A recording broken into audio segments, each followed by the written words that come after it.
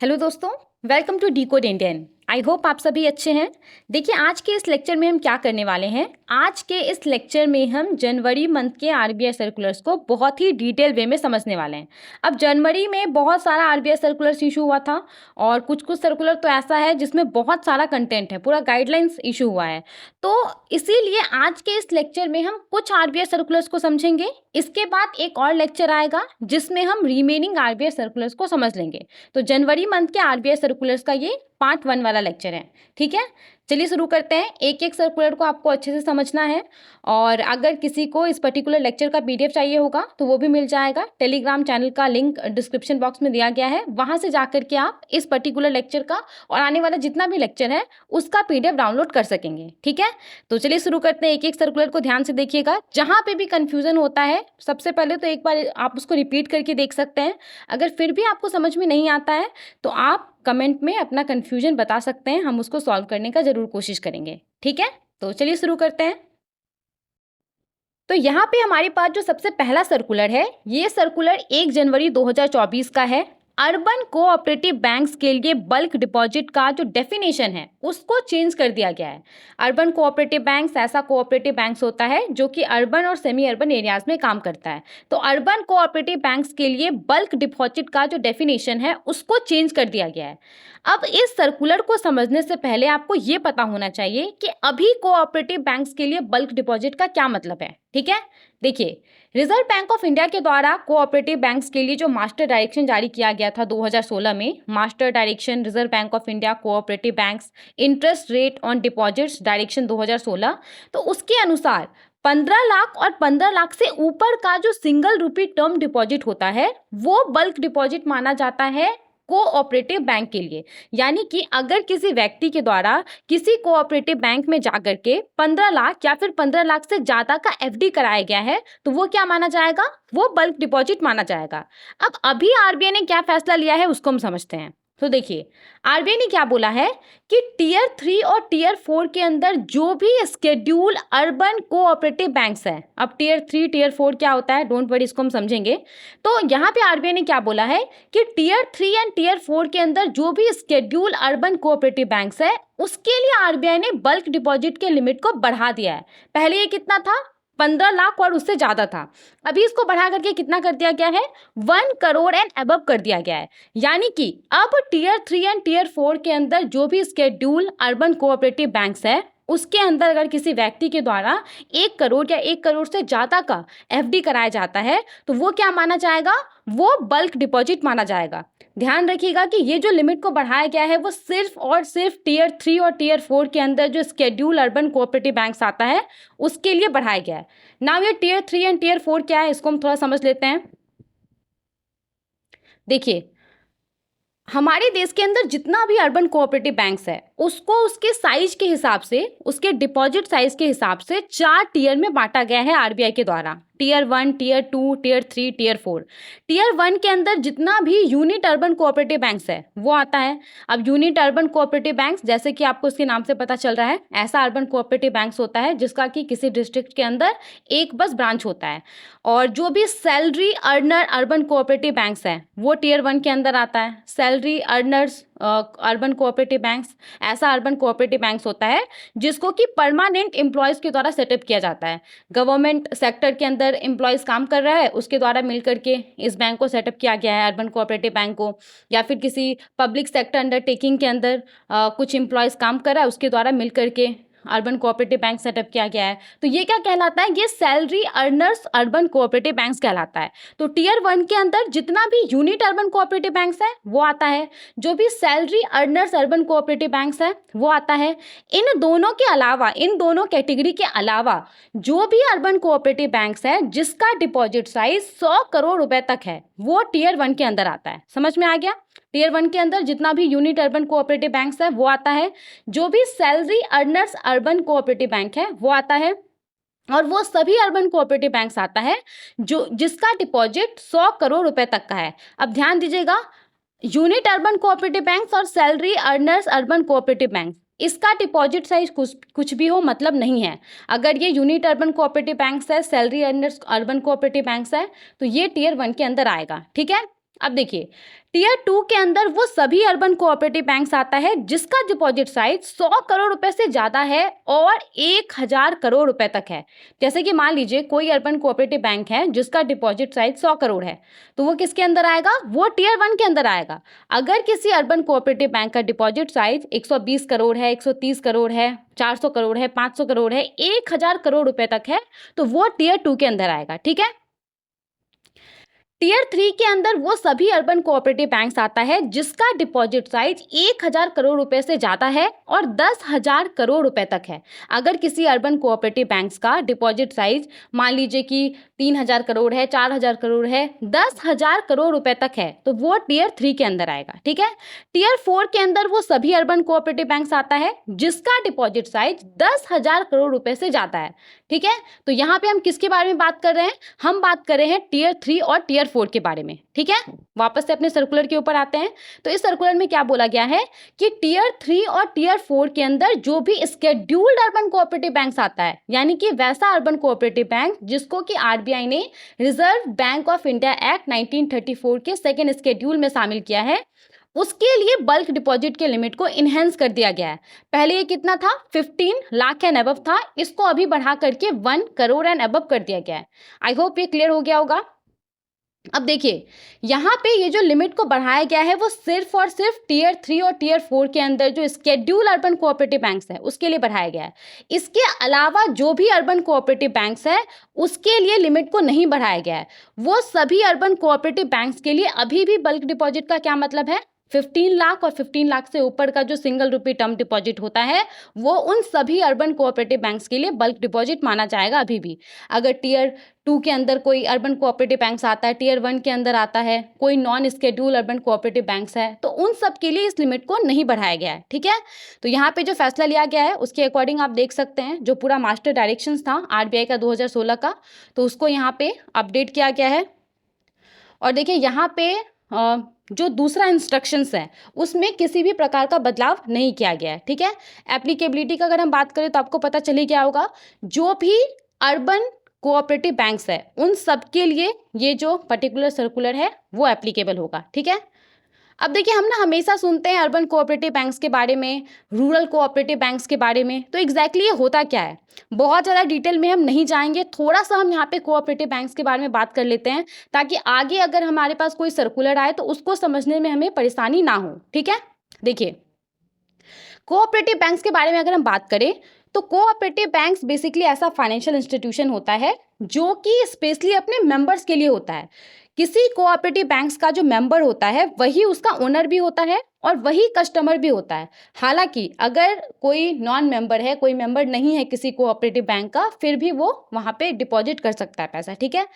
अब ये जो कोऑपरेटिव बैंक्स होता है उसको स्टैब्लिश किसके द्वारा किया जाता है? तो सेम एरिया के कुछ लोगों के द्वारा मिल करके, सेम प्रोफेशनल कम्युनिटी के लोगों के द्वारा मिल करके इसको सेटअप किया जाता है।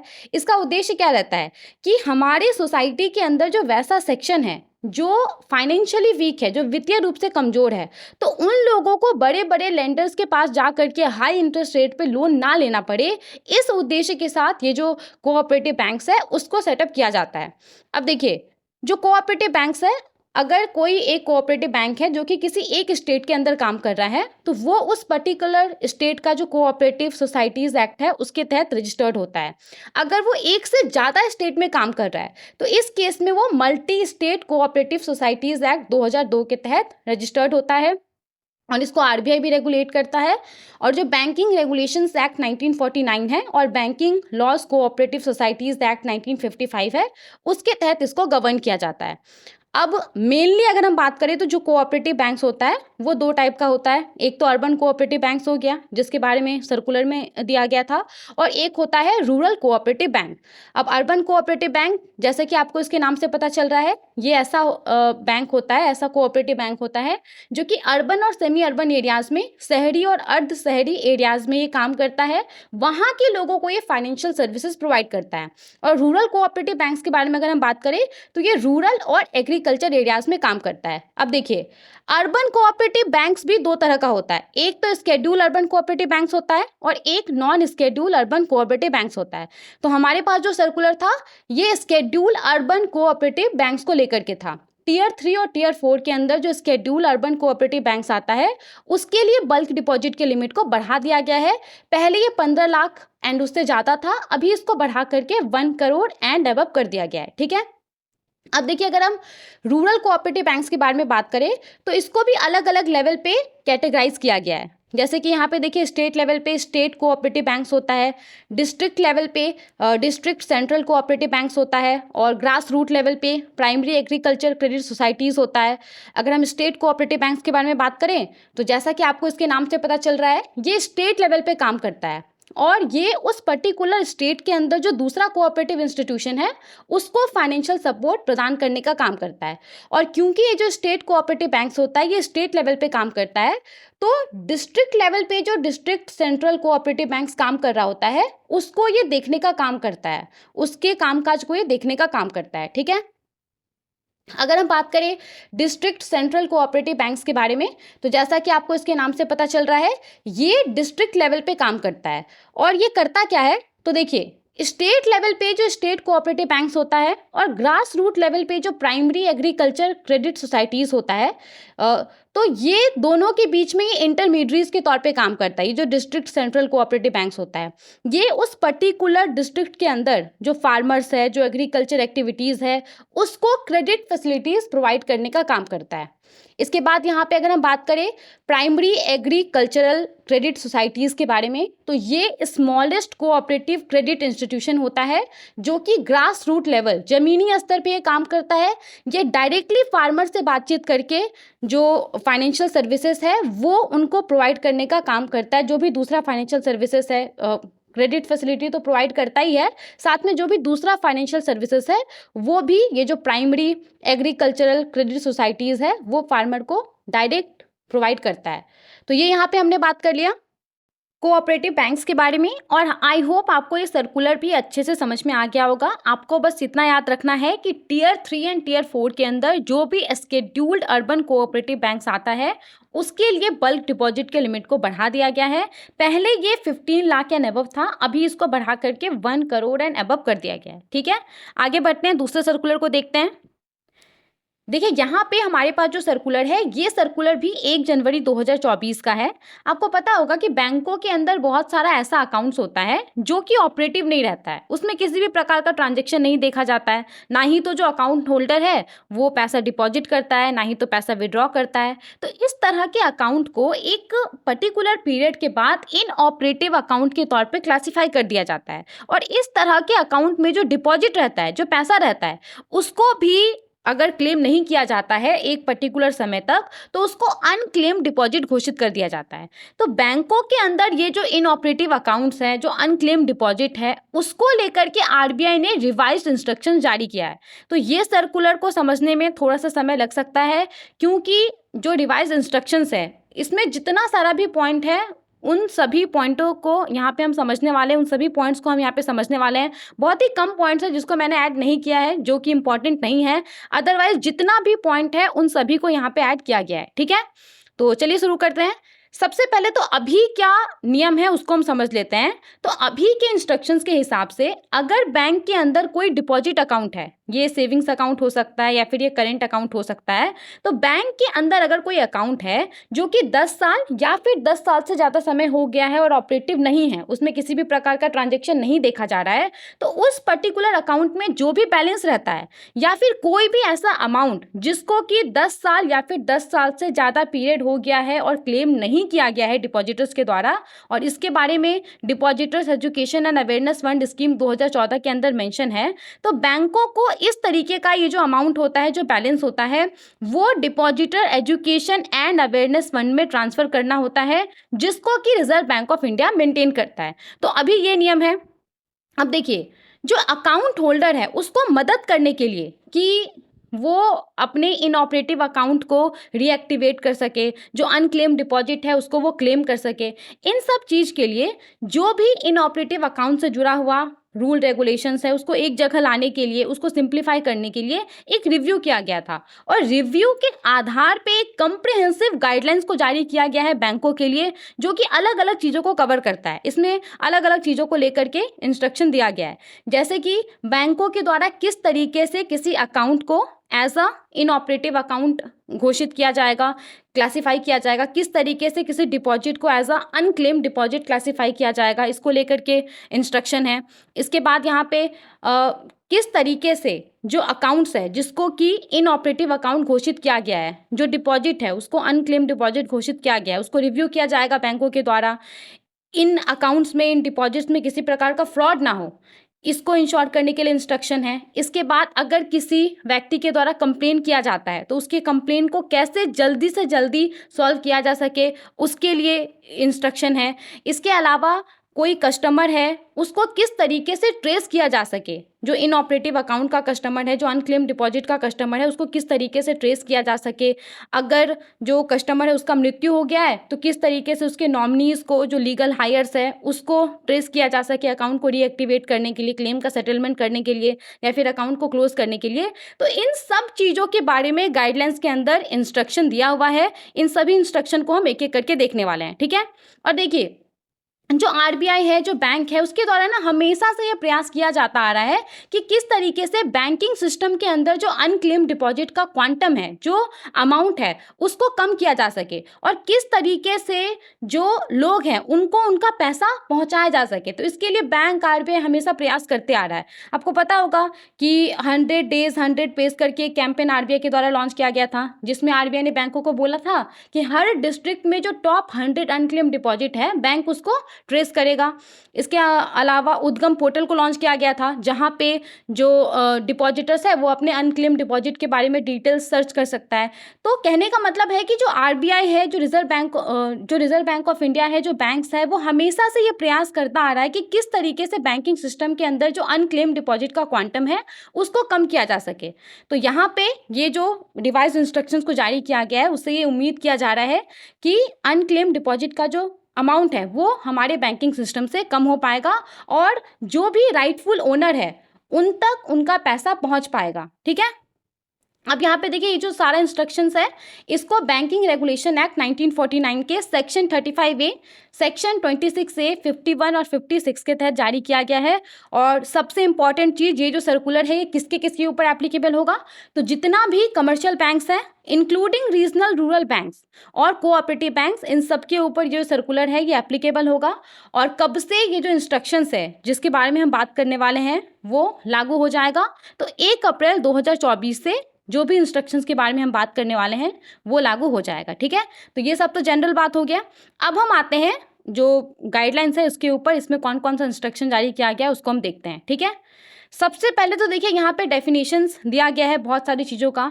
तो जो दो मोस्ट इम्पॉर्टेंट डेफिनेशन है उसको हम यहाँ पे देख लेते हैं। इसके अलावा जो कुछ कुछ डेफिनेशन है उसको जब हम इंस्ट्रक्शन को समझेंगे 1 बाय 1, तो वहाँ पे जो जो टर्म आएगा उस समय हम उसके डेफिनेशन को भी समझ लेंगे, ठीक है।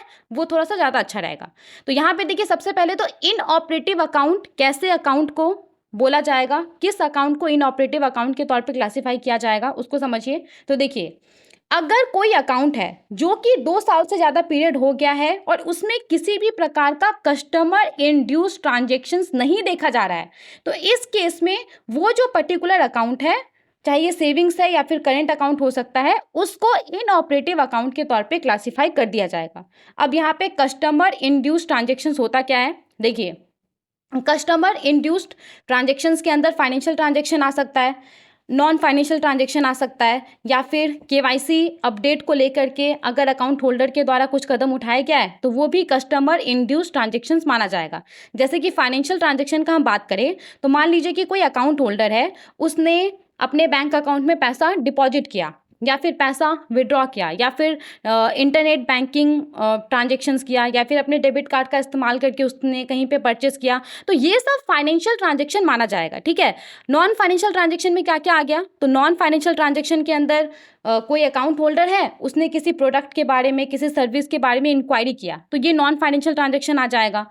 अगर किसी कस्टमर ने फिजिकल मोड में या फिर कोई भी डिजिटल चैनल का इस्तेमाल करके इंटरनेट बैंकिंग या मोबाइल बैंकिंग का इस्तेमाल करके अपने केवाईसी को अपडेट किया, उसका जो पर्सनल इन्फॉर्मेशन था उसको उसने अपडेट किया, तो ये सब क्या माना जाएगा, ये सब कस्टमर इंड्यूस ट्रांजेक्शन माना जाता है। कोई भी financial transaction, non financial transaction या फिर उस पर्टिकुलर अकाउंट होल्डर ने अपने पर्सनल इन्फॉर्मेशन को अपडेट किया, तो ये सब कस्टमर इंड्यूस्ड ट्रांजेक्शन माना जाता है।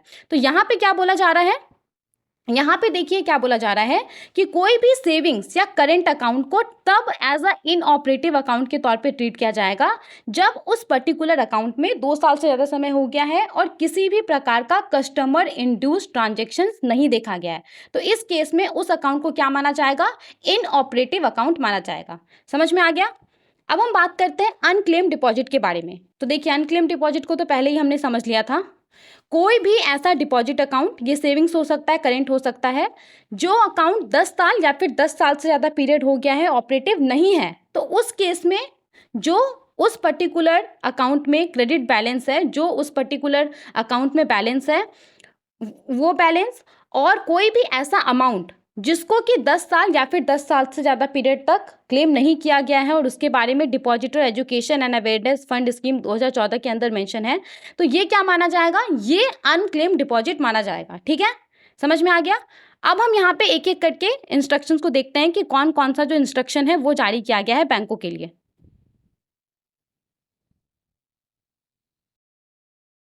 सबसे पहले तो देखिए यहाँ पे रिव्यू ऑफ अकाउंट्स को लेकर के इंस्ट्रक्शन जारी किया गया है कि किस तरीके से बैंक के द्वारा अकाउंट्स को रिव्यू किया जाएगा। तो देखिए अगर कोई ऐसा बैंक अकाउंट है जिसमें कि 1 साल से ज़्यादा समय हो गया है और किसी भी प्रकार का कस्टमर इंड्यूस ट्रांजेक्शन्स नहीं हुआ है, तो इस केस में बैंक को उस तरह के अकाउंट को साल में कम से कम एक बार रिव्यू करना होगा। ठीक है, और अगर कोई ऐसा केस है जहाँ पे कोई टर्म डिपॉजिट है और इसको रिन्यू करने के लिए ना कस्टमर के द्वारा मैंडेट नहीं दिया गया है बैंक को। बहुत बार क्या होता है ना कि हम कोई एफडी कराते हैं और अगर वो मैच्योर होने वाला रहता है और हमें पैसों का ज़रूरत भी नहीं रहता है, तो हम क्या करते हैं, उसको बैंक को बोल देते हैं कि आप इसको और 1 साल के लिए रिन्यू कर दीजिए। तो अगर कोई ऐसा केस है जहाँ पे कस्टमर के द्वारा बैंक को नहीं बोला गया है टर्म डिपॉजिट को रिन्यू करने के लिए और वो टर्म डिपॉजिट मैच्योर हो गया है, लेकिन मैच्योर होने के बाद भी कस्टमर्स के द्वारा पैसों को विड्रॉ नहीं किया गया है, ना ही तो कस्टमर ने उसको अपने सेविंग्स या फिर करेंट अकाउंट में ट्रांसफ़र किया है, तो उस तरह के अकाउंट को भी बैंक को रिव्यू करना पड़ेगा। ठीक है, और देखिए यहाँ पे बैंक को अकाउंट या फिर डिपॉजिट होल्डर को इन्फॉर्म करना होगा लेटर के थ्रू या ईमेल या एसएमएस के थ्रू। अगर बैंक के पास मोबाइल नंबर रजिस्टर्ड होगा तो इसके थ्रू इन्फॉर्म करना पड़ेगा कि आपका जो अकाउंट है, जो डिपॉजिट है, उसमें पिछले 1 साल से किसी भी प्रकार का ऑपरेशन नहीं देखा गया है। और जब भी बैंक किसी अकाउंट या फिर डिपॉजिट होल्डर को मैसेज भेजेगा, अलर्ट मैसेज भेजेगा, तो उसमें ये चीज़ हमेशा मेंशन रहेगा कि अगर और 1 साल तक आपके अकाउंट में किसी भी प्रकार का ऑपरेशन नहीं देखा जाएगा, तो फिर आपको अकाउंट को रीएक्टिवेट करने के लिए अपना केवाईसी डॉक्यूमेंट सबमिट करना पड़ेगा, तभी आपका जो अकाउंट है वो रीएक्टिवेट होगा। ये यहाँ पे बोला जा रहा है।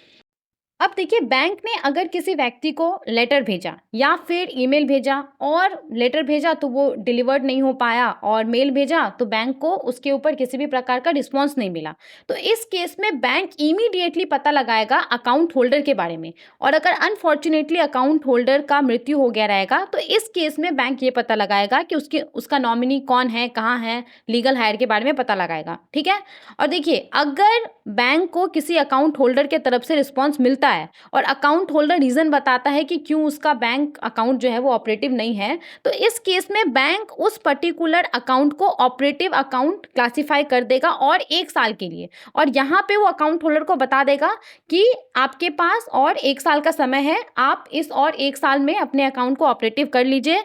लेकिन अगर ये जो एक्सटेंडेड पीरियड है इसके अंदर भी जो अकाउंट होल्डर है वो अपने अकाउंट को ऑपरेटिव नहीं कर सका, तो उसके बाद फिर बैंक उस पर्टिकुलर अकाउंट को इनऑपरेटिव अकाउंट के तौर पे क्लासिफाई कर देगा।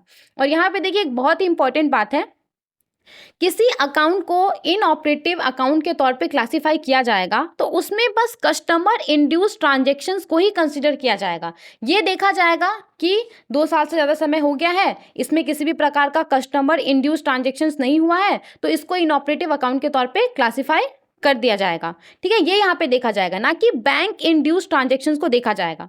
बैंक इंड्यूस्ड ट्रांजेक्शन्स क्या होता है? जो कि बैंक के द्वारा किया जाता है। मान लीजिए कि कोई बैंक अकाउंट है, उसमें पैसा है, तो बैंक उसके ऊपर कुछ इंटरेस्ट देगा, या फिर बैंक ने कुछ पेनल्टी इम्पोज कर लिया, तो ये बैंक इंड्यूस्ड ट्रांजेक्शन्स माना जाता है। तो किसी अकाउंट को इनऑपरेटिव अकाउंट के तौर पे क्लासिफाई करने के लिए बस कस्टमर इंड्यूस्ड ट्रांजेक्शन्स को ही कंसीडर किया जाएगा, बैंक इंड्यूस्ड ट्रांजेक्शन्स को कंसीडर नहीं किया जाएगा। बैंक इंड्यूस्ड ट्रांजेक्शन्स हुआ है या नहीं हुआ है, इससे कोई मतलब नहीं है। अगर 2 साल से ज़्यादा समय हो गया है और उस पर्टिकुलर अकाउंट में किसी भी प्रकार का कस्टमर इंड्यूस्ड ट्रांजेक्शन्स नहीं हुआ है, तो उस केस में उस पर्टिकुलर अकाउंट को इनऑपरेटिव अकाउंट के तौर पे क्लासिफाई कर दिया जाएगा। ठीक है, समझ में आ गया? अब देखिए, यहाँ पे बहुत बार ऐसा हो सकता है कि जो कस्टमर्स है उसने अपने बैंक को स्टैंडिंग इंस्ट्रक्शंस दिया है या फिर ऑटो रिन्यूअल इंस्ट्रक्शन दिया है, इसके अलावा किसी भी प्रकार का ऑपरेशन नहीं हो रहा है उसके सेविंग्स या फिर करेंट अकाउंट या फिर टर्म डिपॉजिट में। अब स्टैंडिंग इंस्ट्रक्शंस क्या होता है? जैसे कि मान लीजिए आपने बैंक को इंस्ट्रक्शन दिया है कि हर महीने एक पर्टिकुलर डेट को एक पर्टिकुलर अमाउंट डिडक्ट कर देने के लिए किसी एक पर्टिकुलर सर्विस के लिए, मान लीजिए नेटफ्लिक्स के लिए या फिर किसी भी चीज़ के लिए, तो ये स्टैंडिंग इंस्ट्रक्शन होता है। या फिर किसी कस्टमर ने ऑटो रिन्यूअल इंस्ट्रक्शन दिया है कि मेरा जो टर्म डिपॉजिट है वो अगर मैच्योर हो जाएगा तो आप इसको और 1 साल के लिए रिन्यू कर दीजिएगा। तो यहाँ पे अगर किसी कस्टमर ने बैंक को स्टैंडिंग इंस्ट्रक्शन दिया है या फिर ऑटो रिन्यूअल इंस्ट्रक्शन दिया है, इसके अलावा उसके सेविंग्स या करेंट अकाउंट या टर्म डिपॉजिट में किसी भी प्रकार का ऑपरेशन नहीं हो रहा है, तो इस केस में ये जो स्टैंडिंग इंस्ट्रक्शंस है, जो ऑटो रिन्यूअल इंस्ट्रक्शन है, इसको कस्टमर इंड्यूस्ड ट्रांजेक्शन्स के तौर पे ही ट्रीट किया जाएगा। अगर और कुछ भी नहीं हो रहा है, बस स्टैंडिंग इंस्ट्रक्शंस दिया गया है, ऑटो रिन्यूअल इंस्ट्रक्शन दिया गया है, तो माना जाएगा कि आपका जो अकाउंट है वो ऑपरेटिव है, इसको इनऑपरेटिव अकाउंट के तौर पे क्लासिफाई नहीं किया जाएगा। समझ में आ गया ये वाला भी पॉइंट? अब देखिए, किसी अकाउंट को इनऑपरेटिव अकाउंट के तौर पे क्लासिफाई करने के लिए कस्टमर का जो पर्टिकुलर अकाउंट है उसको देखा जाएगा, ना कि कस्टमर को देखा जाएगा। जैसे कि मान लीजिए कोई कस्टमर है, उसका एक बैंक के अंदर मल्टीपल अकाउंट्स है या फिर मल्टीपल डिपॉजिट है, तो इस केस में हर एक अकाउंट को इंडिविजुअली ट्रीट किया जाएगा कि वो इनऑपरेटिव अकाउंट है कि नहीं है। हर एक डिपॉजिट को इंडिविजुअली ट्रीट किया जाएगा कि वो अनक्लेम डिपॉजिट है कि नहीं है। जैसे कि मान लीजिए कोई कस्टमर है, उसका किसी बैंक के अंदर एक करेंट अकाउंट है और एक सेविंग्स अकाउंट है, और उसका सेविंग्स अकाउंट इनऑपरेटिव अकाउंट घोषित हो गया है, तो इसका मतलब ये नहीं है कि उसका जो करेंट अकाउंट है वो भी इनऑपरेटिव अकाउंट घोषित हो गया है। यहाँ पे हर एक अकाउंट को इंडिविजुअली ट्रीट किया जाएगा कि वो इनऑपरेटिव अकाउंट है कि नहीं है। हर एक डिपॉजिट को इंडिविजुअली ट्रीट किया जाएगा कि वो अनक्लेम डिपॉजिट है कि नहीं है। क्लियर हो गया? तो यहाँ पे हमने बात कर लिया कि किस तरीके से बैंक के द्वारा अकाउंट को रिव्यू किया जाएगा। ठीक है, अब देखिए यहाँ पे हम दूसरे पॉइंट को देखते हैं। आपको पता होगा कि बहुत बार क्या होता है कि जो सेंट्रल गवर्नमेंट है, स्टेट गवर्नमेंट है, उसके द्वारा जो स्कीम्स लागू किया जाता है, तो उसमें जो बेनिफिशरीज होता है उसके लिए बैंक के अंदर जीरो बैलेंस अकाउंट ओपन किया जाता है। बहुत सारे स्टूडेंट्स के लिए भी स्कॉलरशिप अमाउंट उनको मिल सके, उसके लिए बैंक के अंदर जीरो बैलेंस अकाउंट ओपन किया जाता है। जैसे कि प्रधानमंत्री जन धन योजना के बारे में आपको पता होगा। इसमें क्या होता है, इसमें लोगों का जीरो बैलेंस अकाउंट ओपन किया जाता है बैंक के अंदर। तो सेंट्रल स्टेट गवर्नमेंट स्कीम्स का जो बेनिफिशरीज रहता है उसके लिए bank zero balance account open करता है। बहुत सारे स्टूडेंट्स के लिए जिसको स्कॉलरशिप मिलने वाला होता है उसके लिए जीरो बैलेंस अकाउंट ओपन करता है। अब होता क्या है ना कि इन सब अकाउंट को भी इनऑपरेटिव अकाउंट के तौर पे क्लासिफाई कर दिया जाता है अगर इन सब अकाउंट में 2 साल से ज़्यादा पीरियड हो गया है और किसी भी प्रकार का कस्टमर इंड्यूस ट्रांजैक्शन नहीं हुआ है, तो इन सब अकाउंट को भी इनऑपरेटिव अकाउंट के तौर पे क्लासिफाई कर दिया जाता है। अब दिक्कत कहाँ आता है, बैंक जब इन सब अकाउंट को इनऑपरेटिव अकाउंट के तौर पे क्लासिफाई कर देता है तो जो सेंट्रल गवर्नमेंट है, स्टेट गवर्नमेंट है, उसको वेलफेयर अमाउंट भेजने में, उसको सब्सिडी का पैसा भेजने में, स्कॉलरशिप अमाउंट भेजने में इन सब अकाउंट के अंदर काफ़ी दिक्कत होता है। जैसे कि आपको पता होगा कि कोविड-19 में क्या हुआ था, जो भी प्रधानमंत्री जनधन योजना का अकाउंट होल्डर है, जो महिलाएं हैं, जो गरीब लोग हैं, जो ऐसे लोग हैं, जो फार्मर्स हैं, तो उन लोगों को 3 महीने तक हर महीना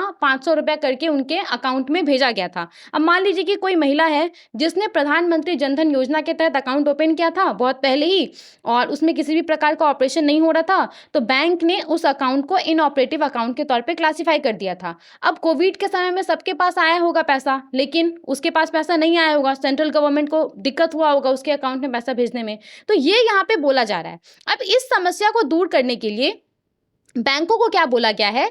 बैंकों को बोला गया है कि वो अपने कोर बैंकिंग सिस्टम के अंदर, कोर बैंकिंग सॉल्यूशन के अंदर इस तरह का जितना भी अकाउंट है उसको सेपरेट करके रखेगा, उसको वो अलग से रखेगा, और इन सब अकाउंट के लिए जो इनऑपरेटिव अकाउंट का प्रोविज़न है वो एप्लीकेबल नहीं होगा। डज़न्ट मैटर कि ये अकाउंट पिछले 2 साल से ऑपरेटिव नहीं है, इस तरह के अकाउंट को इनऑपरेटिव अकाउंट के तौर पे क्लासिफाई नहीं किया जाएगा। इस चीज़ को यहाँ पे क्लैरिफाई किया गया है। ठीक है, आगे बढ़ते हैं। इसके बाद देखिए यहाँ पे क्या बोला गया है बैंकों को कि जो भी इनऑपरेटिव अकाउंट है उसको वो सेपरेटली ट्रीट करेगा। जो फ्रॉड होने का रिस्क रहता है उसको कम करने के लिए, अगर वो इनऑपरेटिव अकाउंट को, जैसे कि देखिए कोई भी इनऑपरेटिव अकाउंट है तो जो ऐसे लोग होते हैं जो कि फ्रॉड करते हैं, तो वो तो यही सब चीज़ देखते रहते हैं कि कौन सा ऐसा अकाउंट है जो कि इनऑपरेटिव नहीं है, तो वो अपना फेक आइडेंटिटी बना के उस पर्टिकुलर अकाउंट का ओनर बन के पैसा विड्रॉ कर सकता है। तो इसीलिए यहाँ पे बैंकों को क्या बोला गया है कि इनऑपरेटिव अकाउंट को वो सेपरेट रखेंगे, जो भी फ्रॉड होने का रिस्क है उसको कम करने के लिए, उसके ऊपर वो ज़्यादा ध्यान दे सके, इस चीज़ के लिए उसके ऊपर वो अच्छे से उसको मॉनिटर कर सके, इस चीज़ के लिए जो भी इनऑपरेटिव अकाउंट है उसको वो सेपरेट रखेंगे ताकि फ्रॉड होने का जो रिस्क है उसको कम किया जा सके। और देखिए कोई भी ऐसा इनऑपरेटिव अकाउंट जिसको कि रीएक्टिवेट किया गया है तो उसको कम से कम 6 महीने तक हायर लेवल पे मॉनिटर किया जाएगा बैंक के द्वारा। और यहाँ पे ये जो मॉनिटर किया जाएगा कम से कम 6 महीने तक, तो इसके बारे में ना ही तो कस्टमर को पता होगा, ना ही तो जिस भी स्टाफ के द्वारा, उस ब्रांच के अंदर जो भी स्टाफ के द्वारा इन सब अकाउंट को देखा जा रहा था उसको भी इसके बारे में पता नहीं होगा, ये बोला जा रहा है। इसके बाद देखिए यहाँ पे जो भी अकाउंट होल्डर है उसको कांटेक्ट कैसे करेगा बैंक, तो हमने पहले ही देख लिया था। यहाँ पे बैंक जो अकाउंट होल्डर है उसको किस तरीके से कांटेक्ट कर सकता है, जो इनऑपरेटिव अकाउंट, जो अनक्लेम डिपॉजिट का होल्डर है उसको वो लेटर के थ्रू, ईमेल के थ्रू, एसएमएस के थ्रू वो कांटेक्ट कर सकता है। और ये जो ईमेल है, जो एसएमएस है, वो क्वार्टरली बेसिस पे बैंक के द्वारा भेजा जाएगा, हर 3 महीने में बैंक के द्वारा ये भेजा जाएगा जो भी इनऑपरेटिव अकाउंट अनक्लेम डिपॉजिट का होल्डर है उसको। ठीक है, इसके बाद यहाँ पे देखते हैं हम, अब देखिए किस तरीके से किसी इनऑपरेटिव अकाउंट को एक्टिवेट किया जाएगा उसके बारे में बोला जा रहा है। तो यहाँ पे अगर कोई कस्टमर है जो कि अपने इनऑपरेटिव अकाउंट को एक्टिवेट करना चाहता है, जो कि अपने अनक्लेम डिपॉजिट को क्लेम करना चाहता है, तो उसके लिए बैंक अपने सभी ब्रांचेस में केवाईसी को अपडेट करने का फैसिलिटी अवेलेबल कराएगा, इंक्लूडिंग नॉन होम ब्रांच, यानी कि वैसा ब्रांच में भी ये फैसिलिटी अवेलेबल होगा जहाँ पे उस पर्टिकुलर व्यक्ति का, जो भी अपना इनऑपरेटिव अकाउंट को एक्टिवेट करना चाहता है, अनक्लेम डिपॉजिट को क्लेम करना चाहता है, उसका अकाउंट नहीं है, तो वहां पे भी वो अपना केवाईसी को अपडेट कर सकता है, ये बोला जा रहा है। और देखिए अगर bank video customer identification process ये फैसिलिटी प्रोवाइड करता है, तो इस फैसिलिटी का इस्तेमाल करके भी जो कस्टमर है, जो अकाउंट होल्डर है, वो अपने केवाईसी को अपडेट कर सकता है। हालांकि अगर bank video customer identification process ये फैसिलिटी प्रोवाइड कर रहा है, तो इस केस में इसको लेकर के जो भी इंस्ट्रक्शंस हैं आरबीआई का मास्टर डायरेक्शन के अंदर, केवाईसी को लेकर के जो मास्टर डायरेक्शन है, तो ये इंस्ट्रक्शंस बैंक को मानना पड़ेगा। ठीक है, इसके बाद देखिए यहाँ पे क्या बोला जा रहा है, यहाँ पे बैंक के पास एडिक्वेट ऑपरेशनल सेफगार्ड होना चाहिए इस बात को इंश्योर करने के लिए कि जो इनऑपरेटिव अकाउंट है, जो भी अनक्लेम डिपॉजिट है जिसके द्वारा भी क्लेम किया जा रहा है, वो व्यक्ति जेन्युइन है, वो रियल अकाउंट होल्डर है, वो रियल कस्टमर है। इस बात को इंश्योर करने के लिए बैंक के पास प्रॉपर एक सिस्टम होना चाहिए। और देखिए यहाँ पे एक और चीज़ इंपॉर्टेंट है, जिस भी दिन किसी अकाउंट होल्डर के द्वारा बैंक को रिक्वेस्ट किया जाएगा, उसके 3 दिन के अंदर बैंक को उसके रिक्वेस्ट के ऊपर काम करना शुरू कर देना है। अगर कोई व्यक्ति है, अगर कोई अकाउंट होल्डर है जिसने अपने इनऑपरेटिव अकाउंट को एक्टिवेट करने के लिए या फिर अनक्लेम डिपॉजिट को क्लेम करने के लिए रिक्वेस्ट किया है, तो रिक्वेस्ट के 3 दिन के अंदर बैंक को उसके रिक्वेस्ट के ऊपर काम करना शुरू कर देना है, ये बोला जा रहा है, जिस दिन बैंक को जो रिक्वेस्ट है वो रिसीव होगा एप्लीकेशन के थ्रू। ठीक है, इसके बाद देखिए यहाँ पे डजेंट मैटर कि कोई अकाउंट ऑपरेटिव है कि नहीं है, अगर कोई इनऑपरेटिव अकाउंट है उसमें जो भी पैसा है, अगर मान लीजिए कि कोई सेविंग्स अकाउंट है और वो इनऑपरेटिव अकाउंट है, तो इस केस में भी जो बैंक है वो जैसे नॉर्मली सेविंग्स अकाउंट के ऊपर इंटरेस्ट देता है, वैसे बैंक सेविंग्स अकाउंट के ऊपर इंटरेस्ट क्रेडिट करेगा रेगुलर बेसिस पे। ठीक है, ये यहाँ पे बोला जा रहा है, irrespective of the fact that the account is in operation और नॉट, ऑपरेटिव है या नहीं है इससे मतलब नहीं है, बैंक जिस तरीके से रेगुलर बेसिस पे सेविंग्स अकाउंट के ऊपर इंटरेस्ट क्रेडिट करता है वो उसको करना होगा। इसके अलावा देखिए आपको पता होगा कि मिनिमम बैलेंस का एक क्राइटेरिया रहता है, किसी में 3,000, 5,000, 10,000 ये आपको मेंटेन करके रखना होता है। तो अगर कोई अकाउंट है जिसको कि इनऑपरेटिव अकाउंट के तौर पे क्लासिफाई कर दिया गया है, तो इस केस में non maintenance of minimum balance, अगर उस पर्टिकुलर अकाउंट में मिनिमम बैलेंस नहीं है, तो इस चीज़ के लिए बैंक पेनल्टी इम्पोज नहीं कर सकता है, ये यहाँ पे बोला जा रहा है। इसके बाद अगर कोई व्यक्ति अपने इनऑपरेटिव अकाउंट को ऑपरेटिव करना चाहता है, तो इसके लिए उसे किसी भी प्रकार का चार्ज नहीं लिया जाएगा, ये बात भी है यहाँ पे। इन सब के अलावा देखिए, यहाँ पे बैंक को अपने वेबसाइट के ऊपर वैसे अनक्लेम डिपॉजिट का डिटेल्स पब्लिश करना है जिसको कि depositor education and awareness fund के अंदर ट्रांसफर किया गया है, और इस तरीके के लिस्ट को उसको मंथली बेसिस पे अपडेट भी करना है। अब यहाँ पे देखिए, अगर बैंक अपने वेबसाइट के ऊपर ऐसे अनक्लेम डिपॉजिट का डिटेल्स पब्लिश करता है, तो यहाँ पे वो सिर्फ 3 चीज़ों को ही पब्लिश करेगा। एक तो जो अकाउंट होल्डर है उसका नाम, उसका एड्रेस जिसमें कि पिन कोड नहीं होगा, और अनक्लेम डिपॉजिट रेफरेंस नंबर। अब ये अनक्लेम डिपॉजिट रेफरेंस नंबर क्या है? तो देखिए, जितना भी अनक्लेम अकाउंट है, जो भी डिपॉजिट है, उसके लिए एक यूनिक नंबर जनरेट किया जाएगा बैंक का कोर बैंकिंग सॉल्यूशन के द्वारा। वैसा अनक्लेम अकाउंट, वैसा डिपॉजिट के लिए जिसको कि depositor education and awareness fund के अंदर ट्रांसफर कर दिया गया है, तो वैसे अनक्लेम अकाउंट, वैसे डिपॉजिट के लिए बैंक का कोर बैंकिंग सॉल्यूशन के द्वारा एक यूनिक नंबर जनरेट किया जाएगा। ठीक है, यही अनक्लेम डिपॉजिट रेफरेंस नंबर होगा, और ये ऐसा नंबर होगा जिससे कि अकाउंट होल्डर, बैंक का ब्रांच के बारे में पता नहीं लगाया जा सकेगा किसी भी थर्ड पार्टी के द्वारा। तो यहाँ पे क्या बोला जा रहा है? यहाँ पे बोला जा रहा है कि जो बैंक है वो अपने वेबसाइट के ऊपर ऐसे अनक्लेम डिपॉजिट का डिटेल्स पब्लिश करेगा जिसको कि depositor education and awareness fund के अंदर ट्रांसफर कर दिया गया है, और इस तरह के लिस्ट को वो मंथली बेसिस पे कम से कम एक बार अपडेट करेगा। और यहाँ पे जो डिटेल्स वो पब्लिश करेगा, इसमें क्या क्या होगा? तो सिर्फ नाम होगा अकाउंट होल्डर का, एड्रेस होगा जिसमें कि उसका पिन कोड नहीं होगा, और उसके पर्टिकुलर अनक्लेम डिपॉजिट के लिए जो भी unclaim deposit reference number provide किया गया होगा वो वहाँ पे मेंशन होगा। समझ में आ गया ये वाला भी पॉइंट? इसके बाद देखिए, जनरल बातें यहाँ पे बोला गया है, जैसे कि हाँ, ये एक इम्पॉर्टेंट है। यहाँ पे क्या बोला गया है कि बैंक किसी भी इनऑपरेटिव अकाउंट में किसी भी प्रकार का डेबिट ट्रांजैक्शन अलाउ नहीं करेगा, तब तक नहीं करेगा जब तक कि उस पर्टिकुलर इनऑपरेटिव अकाउंट को जो प्रॉपर प्रोसेस है उसके हिसाब से एक्टिवेट नहीं किया गया है। ठीक है, इसके बाद यहाँ पे बैंक अगर चाहे तो किसी पर्टिकुलर इनऑपरेटिव अकाउंट को रीएक्टिवेट करने से पहले कूलिंग ऑफ पीरियड इम्पोज कर सकता है।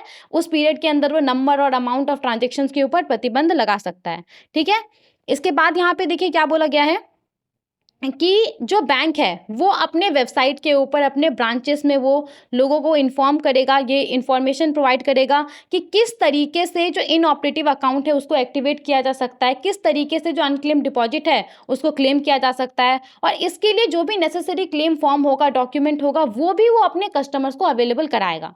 इसके अलावा यहाँ पे बैंकों को बोला गया है कि वो प्रॉपर पब्लिक अवेयरनेस और जो फाइनेंशियल लिटरेसी कैंपेन होता है वो कंडक्ट करेगा रेगुलर बेसिस पे, कस्टमर्स को इन्फॉर्म करने के लिए, उनको एजुकेट करने के लिए कि वो अपने इनऑपरेटिव अकाउंट को एक्टिवेट करे, अपने अनक्लेम डिपॉजिट को क्लेम करे, और किस तरीके से किसी डिपॉजिटर के द्वारा, या फिर अगर अनफॉर्चुनेटली डिपॉजिटर का मृत्यु हो गया है तो उसके नॉमिनी, लीगल हायर के द्वारा जो अकाउंट है उसको रीएक्टिवेट किया जा सकेगा, जो पैसा है उसको, अनक्लेम डिपॉजिट है उसको क्लेम किया जा सकेगा। तो इन सब चीज़ के लिए जो पूरा प्रोसीजर है उसके बारे में भी बैंक को यहाँ पे क्या बोला गया है, लोगों को बताने के लिए, पब्लिक अवेयरनेस और फाइनेंशियल लिटरेसी कैंपेन कंडक्ट करके। ठीक है, तो ये यहाँ पे हमने बात कर लिया जो पूरा इनऑपरेटिव अकाउंट और अनक्लेम डिपॉजिट को लेकर के आरबीआई ने रिवाइज्ड इंस्ट्रक्शन जारी किया था उसके बारे में। ऑलमोस्ट जितना भी पॉइंट था हमने सब यहाँ पे देख लिया है, आप चाहें तो एक बार सर्कुलर से मैच कर सकते हैं। बस कुछ कुछ ऐसा पॉइंट है जो कि उतना इंपॉर्टेंट नहीं था, इसीलिए मैंने उसको यहाँ पे ऐड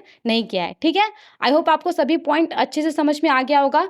कहीं पे भी अगर आपको कंफ्यूजन लगता है तो एक और बार उसको रिपीट करके सुनिए, अगर फिर भी समझ में नहीं आता है तो कमेंट में आप पूछ सकते हैं। ठीक है, आगे बढ़ते हैं और अब आप देखते हैं अपने दूसरे सर्कुलर को।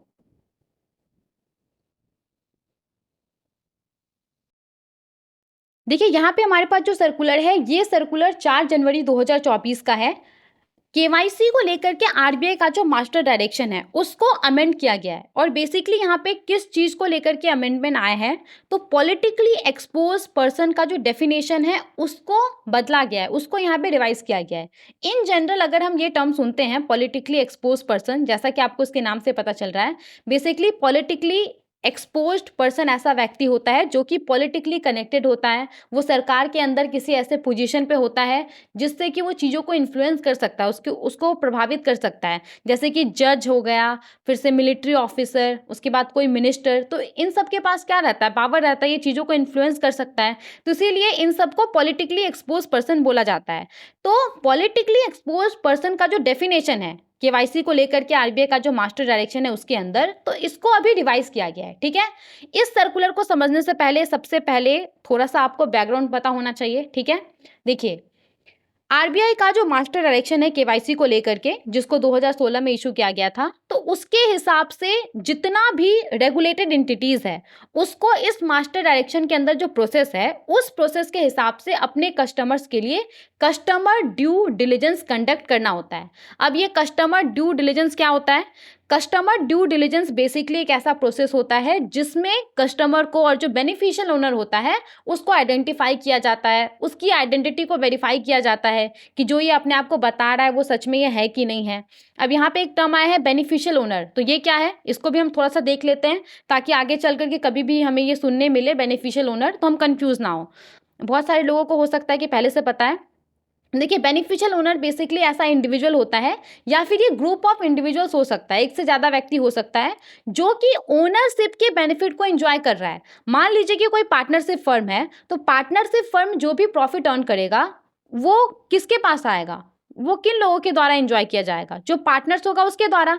तो जो पार्टनरशिप फर्म का बेनिफिशियल ओनर होगा वो कौन होगा? पार्टनर्स होगा।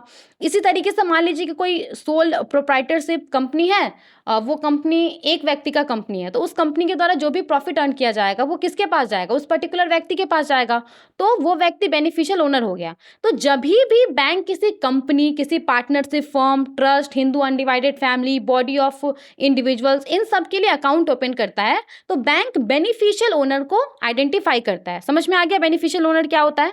तो यहाँ पे हम कहाँ थे? कस्टमर ड्यू डिलिजेंस में थे। कस्टमर ड्यू डिलिजेंस बेसिकली एक ऐसा प्रोसेस होता है जिसमें कस्टमर को और जो बेनिफिशियल ओनर होता है उसको आइडेंटिफाई किया जाता है, उसका आइडेंटिटी को वेरीफाई किया जाता है, जो भी रिलायबल और इंडिपेंडेंट सोर्स है उसका इस्तेमाल करके, जैसे कि सरकार के द्वारा जो भी आइडेंटिफिकेशन डॉक्यूमेंट जारी किया जाता है, पैन कार्ड हो गया, आधार कार्ड हो गया, वोटर आईडी कार्ड हो गया, तो इन सब का इस्तेमाल करके जो कस्टमर्स है, जो बेनिफिशियल ओनर है, इसको आइडेंटिफाई किया जाता है, इनके आइडेंटिटी को वेरीफाई किया जाता है। अब यहाँ पे कस्टमर ड्यू डिलिजेंस क्यों किया जाता है, क्यों इसको कंडक्ट किया जाता है? तो देखिए जो भी फाइनेंशियल इंस्टीट्यूशन है उसका इस्तेमाल करके मनी लॉन्ड्रिंग ना किया जाए, टेररिज्म फाइनेंसिंग ना किया जाए, इन सब चीज़ों को इंश्योर करने के लिए कस्टमर ड्यू डिलिजेंस कंडक्ट किया जाता है फाइनेंशियल इंस्टीट्यूशन के द्वारा अपने कस्टमर्स के लिए।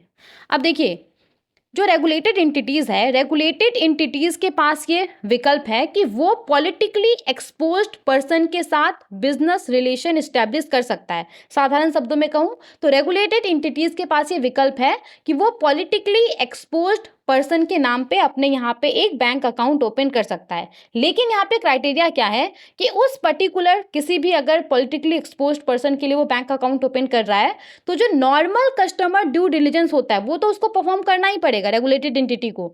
उसके अलावा भी कुछ कुछ कंडीशंस है जो कि रेगुलेटेड एंटिटी को फॉलो करना पड़ता है। जैसे कि रेगुलेटेड एंटिटी के पास एक एप्रोप्रिएट रिस्क मैनेजमेंट सिस्टम होना चाहिए, इस बात को डिटरमाइन करने के लिए कि कोई व्यक्ति, कोई कस्टमर या कोई beneficial owner politically expose person है कि नहीं है। अगर है तो उससे जुड़ा हुआ जो रिस्क है उसको मैनेज करने के लिए रेगुलेटेड एंटिटी के पास एप्रोप्रिएट रिस्क मैनेजमेंट सिस्टम होना चाहिए।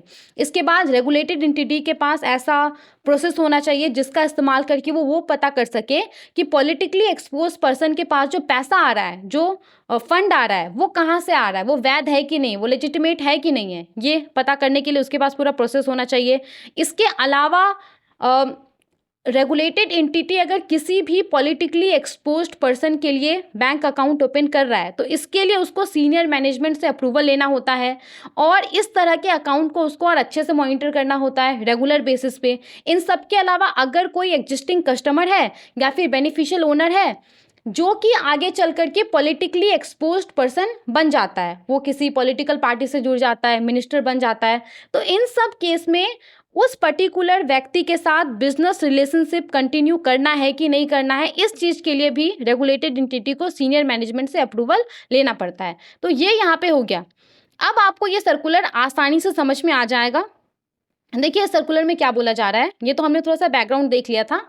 इस सर्कुलर में क्या बोला जा रहा है, अभी जो डायरेक्शन है उसके हिसाब से पॉलिटिकली एक्सपोज्ड पर्सन का जो डेफिनेशन है उसके बारे में आरबीआई का केवाईसी को लेकर के जो मास्टर डायरेक्शन है उसके सेक्शन 3 के क्लॉज ए के सब क्लॉज 17 में बताया गया है। यहाँ पे क्या किया गया है, पॉलिटिकली एक्सपोज्ड पर्सन को लेकर के और भी ज़्यादा क्लैरिटी प्रोवाइड करने के लिए आरबीआई ने क्या किया है, जो ये सेक्शन 3 के क्लॉज ए के सब क्लॉज 17 में पॉलिटिकली एक्सपोज पर्सन का डेफिनेशन था उसको वहाँ से आरबीआई ने हटा दिया है, रिमूव कर दिया है, उसको डिलीट कर दिया है और उसके जगह पे आरबीआई ने क्या किया है, इसी मास्टर डायरेक्शन के सेक्शन 41 के अंदर पॉलिटिकली एक्सपोज पर्सन का डेफिनेशन ऐड कर दिया है एज एन एक्सप्लेनेशन के तौर पे। ठीक है, अब यहाँ पे पॉलिटिकली एक्सपोज पर्सन क्या होगा उसके बारे में बोला गया है, मतलब कौन कौन व्यक्ति पॉलिटिकली एक्सपोज्ड पर्सन माना जाएगा उसके बारे में बोला गया है। तो देखिए, कोई भी ऐसा इंडिविजुअल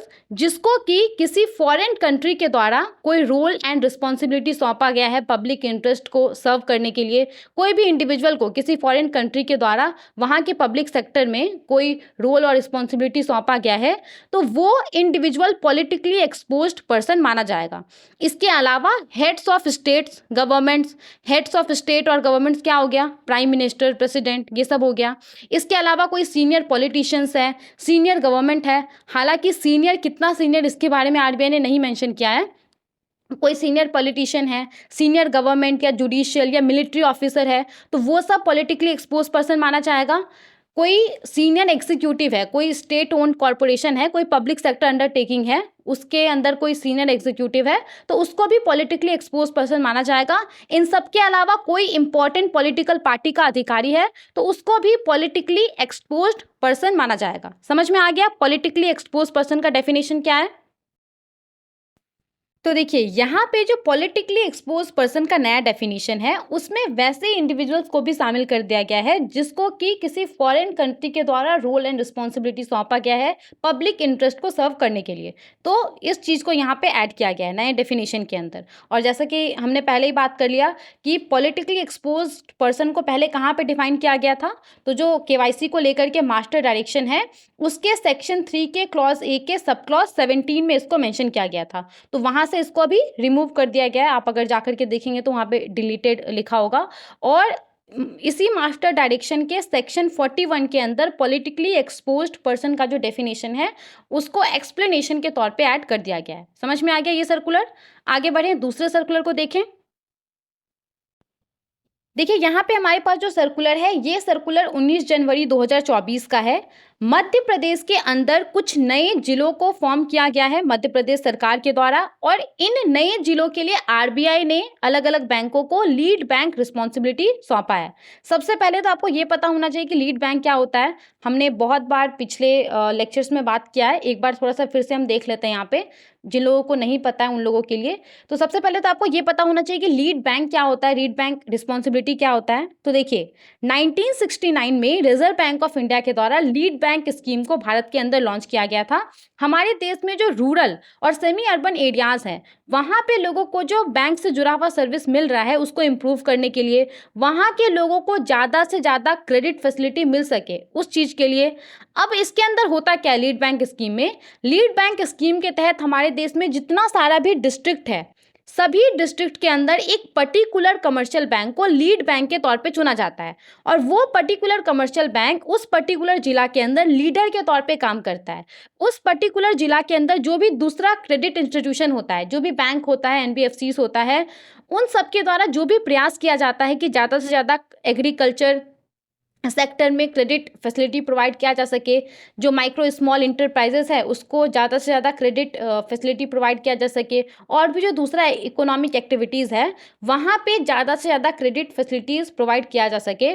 तो जो भी उस जिला के अंदर क्रेडिट इंस्टीट्यूशन है उन सब के द्वारा जो भी प्रयास किया जाता है उसको ये जो लीड बैंक होता है वो कोऑर्डिनेट करने का काम करता है। और यहाँ पे देखिए समझ में आ गया। अब हम आते हैं अपने सर्कुलर के ऊपर कि सर्कुलर में क्या बोला जा रहा है। तो देखिए यहाँ पे जो मध्य प्रदेश सरकार है, मध्य प्रदेश सरकार के द्वारा हाल ही में मध्य प्रदेश के अंदर 2 नए जिले को फॉर्म किया गया है। अब ये दोनों नया जिला का नाम क्या है? एक का नाम है पांढुरुना और एक का नाम है मैहर। तो यहाँ पे ये जो मध्य प्रदेश सरकार के द्वारा 2 नए जिलों को फॉर्म किया गया है, तो इन दोनों जिलों के लिए आरबीआई ने अलग अलग बैंक को लीड बैंक रिस्पॉन्सिबिलिटी सौंपा है।